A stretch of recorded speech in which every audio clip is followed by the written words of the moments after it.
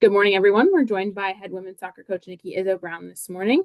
Coach, if you just want to start us off with a quick opening statement just to preview our matchups coming up this week, then we will open it up to questions.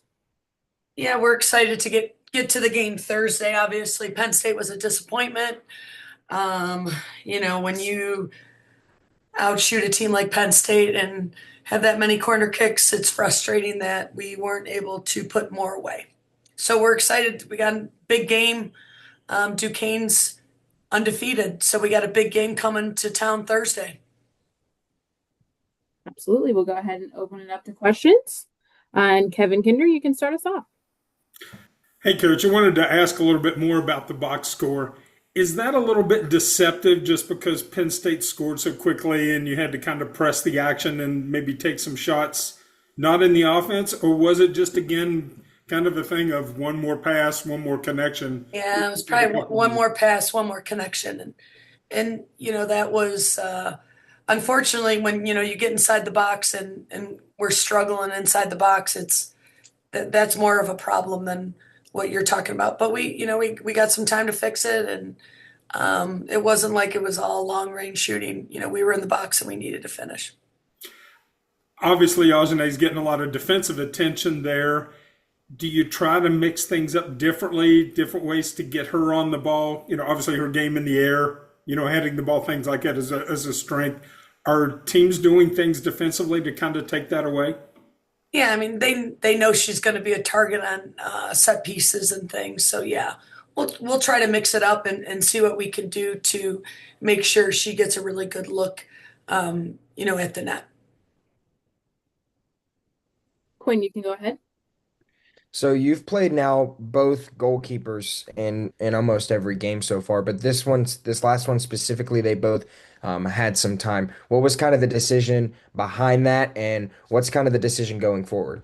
Yeah, Mackenzie and Bailey are both two great goalkeepers, and like I tell everybody, on any given day, whoever can do the job. And I'm in a very good position right now that both of them have been working really hard, and it's going to be a situation this week who's going to get the job done.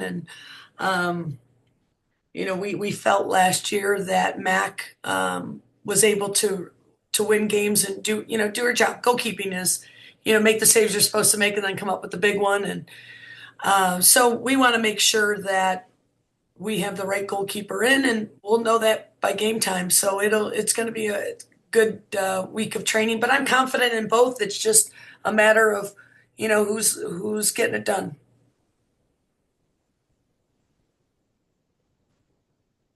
Kevin, you can go ahead. Following up on that, are there strengths one or the other have that make them better matchups in certain situations? I mean, it's like comparing my kids, but you hate to get into the nitty gritty of it. But Mac manages the game really well, and Bailey's super athletic.